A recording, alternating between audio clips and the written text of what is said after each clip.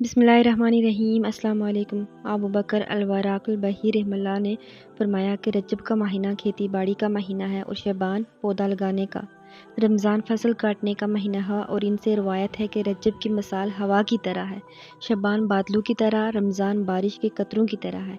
और इनमें से बाज़ ने कहा कि हर आदमी, हर मुसलमान पक्की नीयत कर ले कि वो रमज़ान के रोज़े रखेगा और क़याम भी करेगा, और ये कि इसमें नेक काम करने का इरादा रखता है।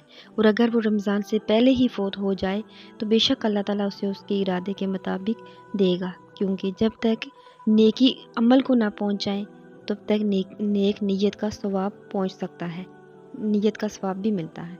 रसूल सल्लल्लाहु अलैहि वसल्लम ने इरशाद फरमाया कि साल के 12 महीने हैं, इनमें से 4 हुर्मत वाले हैं, 3 लगातार, ज़ुल्क़द, ज़ुल्हज और मुहर्रम, और इसके अलावा रजब का महीना भी। सही बुखारी की ये हदीस है। प्लीज़ चैनल को सब्सक्राइब करके, वीडियो को लाइक करके एक अच्छा सा कमेंट करें और अपनी दुआओं में मुझे भी याद रखना। Thank you so much. Allah हाफ़िज़।